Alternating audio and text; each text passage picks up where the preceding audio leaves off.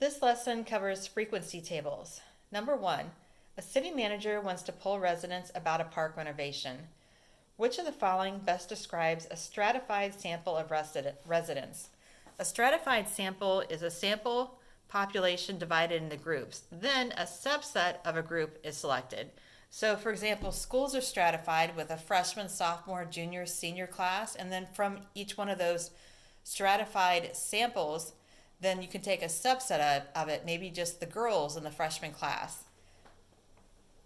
So let's see which one. The city manager takes a list of residents and selects every third resident until 78 residents are selected. Next one, the first 78 residents who walk into City Hall one day are easily accessible. So the city manager selects these residents. That's actually an example of a convenience sample, which we're going to talk about on the next problem. The last one, the city manager forms 6 groups of residents based on the residents' incomes. So they made groups based on incomes. Then after that, she selects 13 of the residents from each group. So that's a stratified sample because they were divided into groups and then they picked out of that subsets out of the groups. Letter B. A host on a cruise ship wants to collect data on the time passengers spend at various activities on board. Which of the following best describes a convenience sample of passengers? A convenience sample is easily accessible and not random. So a classic convenience sample, which you may have seen, is when you try to walk into the grocery store and someone's standing there with a clipboard and they want to ask you some questions. They're doing a convenience survey. So the very first one is the answer. The host selects the first 90 passengers who board because these passengers are easily accessible. Last one here. Letter C. A bank analyst wants to ask customers who have a mortgage with the bank about the customer's home buying experiences. Which of the following best describes a cluster sample of customers? A cluster sample is a population divided into groups that naturally exist. And the answer on this one was the last one. The analyst forms groups of 8 customers based on the cities that they live in. So they made groups, and it's kind of naturally occurring. They chose the cities and all, so I don't know how natural that is, but it's the group that already exists, and it's naturally there already, so that's what they're using to base it on. Next one, East High School wants to estimate the number of students who drive to school. Answer the following. Which of the following surveys probably best represent the entire student population? First one, 25 students are randomly selected from the science club. Well, that's not very random, because they wanted to represent the entire student population, and that's a very small subgroup of it, the science club. Next one, 25 students are randomly selected from the school. Well, yeah, because they picked them from the whole school, so that has to be it. And the next one, they picked them randomly from just one grade, just the 12th grade. That's not the entire student population, that's one grade. Letter B, there are 1150 students at East High. Using your answer from part A, estimate the number of students who drive to school. Well, from part A, we have 2 students out of 25 students that drove to school, 2 out of 25. So if there's 1150 at school, so we want to know how many out of the total. So out of the subset that they chose to survey, there were 2 out of 25. So out of the bigger whole entire school, there's 1150 students. And so how many out of that? And so you cross, multiply, and divide, and you get 92. This is an example of how they're doing a lot of things with the COVID. They did small subsets of the population, and then they're extrapolating that to the larger population to try to decide how things might go with the disease. Number 3, Charmaine is in charge of planning a reception for 1,200 people. She is trying to decide which snacks to buy. She has asked a random sample of people who are coming to the reception what their favorite snack is. Here are the results. 35 potato chips, 25 pretzels, cookies 54, other 61. So altogether, if you add them up, it's 175 in the sample that she surveyed. Based on the above sample, predict the number of people at the reception whose favorite snack will be potato chips. Round your answer to the nearest whole number. Do not round any intermediate computations. So out of the subset sample, just like on our last question, we did 2 out of 25 and then X to the whole population, 1150. Same thing here. 35 people like potato chips out of our sample of 175. So how many are going to like them out of everybody, which was 1,200? So cross multiply and divide again, and you get 240.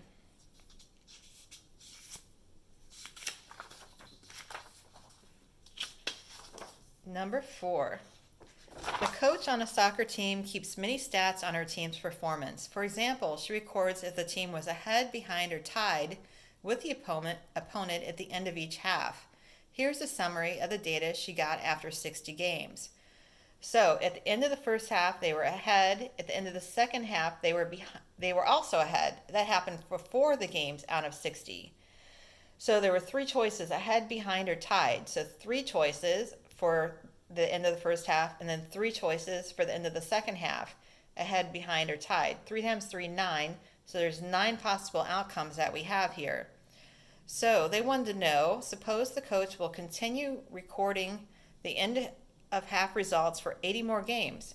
And how many of these 80 games will the team be behind at the end of neither half? So they're never ever behind. So that means we want them to be either ahead or tied.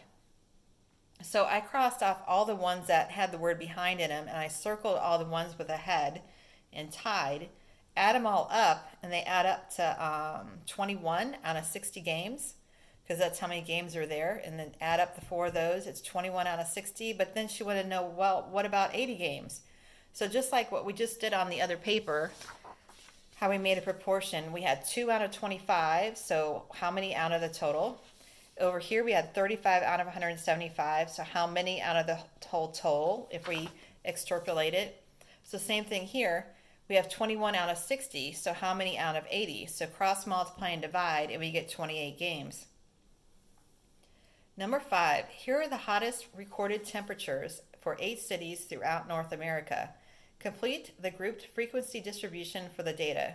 In the distribution, the frequency of a class is the number of temperatures in that range. Note that we are using a class width of 5. So you find all the numbers between and including 103 and 107. And so there were 2 numbers, 103 and 104.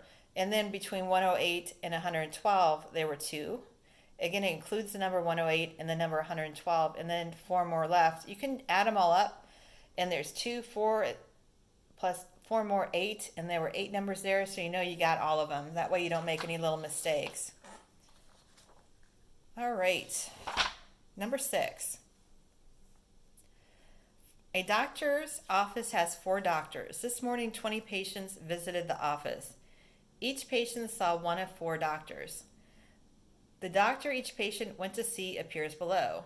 F equals Dr. Foster, M equals Dr. Mitchell, P equals Dr. Phillips, and T equals Dr. Tran.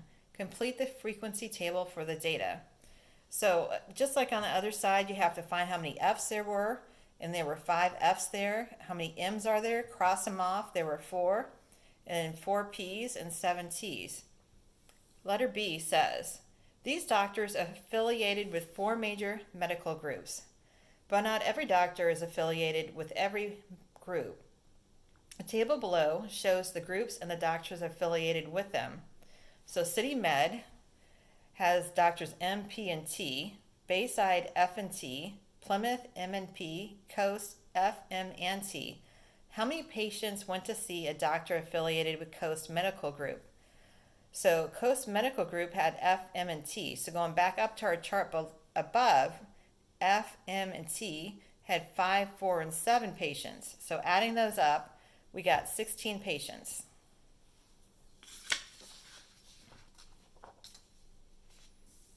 And then it says, in a survey of 17 people, reported the number of hours they spent on the internet last week. Their responses are given below. Complete the group frequency table distribution for the data.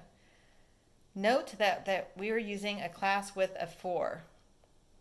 Write each relative frequency as a decimal rounded to the nearest hundredth, not as a percentage. So relative frequency is how many there are, but then you divide by the total number of numbers that are there. So they told us that there were 17 numbers there. So from 0 to 3, there were 2 of those. 0 and let's find the other one, 3. There were 2 of them out of 17 numbers, which is 0.12. Between and including the number 4 and 7, there were also 2. 2 divided by 17 rounded to the nearest hundredth is 0.12, and then so on. So if you want to check your work, these numbers should add up to about 1. They might not because of the rounding, but they should add up to 1, or 100% of the data. You can add your fractions up. They're definitely going to add up to 1. Number 8. A group of 250 middle school students were asked whether they prefer playing video games or watching TV in their spare time. The genders of the students and the responses are reported in the following table. What percentage of students prefer playing video games? Well, 38 and 67 prefer playing video games out of 250. So you take how many like to play video games out of the total amount, which was 250, which gives you 0.42 or 42%. What percentage are girls? So again, you do the girls out of the total. The girls are 38 and 102 out of the total that they told us, which was 250. It's 0.56 or 56%. A group of 125 adults were asked whether they exercise or whether they are vegetarian. The responses are summarized in the following table. What percentage of the adults exercised?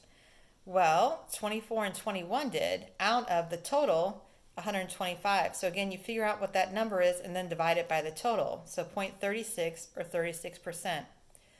What percentage of the adults are not vegetarian? Well, that was 21 and 39. So add them up out of the total of 125. It's 0.48. What percentage of the adults who are not vegetarian exercise? So this isn't out of the total number of people of 125. This is out of the number of people that are not vegetarian. The people that are not vegetarian are 24 plus 39. And then they want to know how many of them are not vegetarian exercise.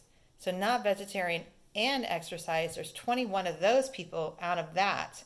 When you divide, you get 35% or 0.35. On the next one, is there evidence that adults who are not vegetarian tend to be exercisers more than average? No, because the percentage found in Part C is about the same as that in Part A. Number 10, a sample of 413 people is selected. The people sampled are classified according to their place of residence and their highest educational degree that they have earned. The results are given in the contingency table below. Among the people in the sample whose place of residence is urban, so out of the urban people, not out of the total amount of people of 413, they went out of the urban people. What is the relative frequency of those who have an advanced degree? Okay, so urban and an advanced degree, there were 40 of them. And then out of the total number of urban people, so add that line up, and there's 134. Divide, you get this decimal, which rounded to the hundredth is, because they said round to 2 decimal places. So the 2 decimal places, it's a 9, and the number after it's 5 or more, so 9 goes up, and so it becomes 0.3.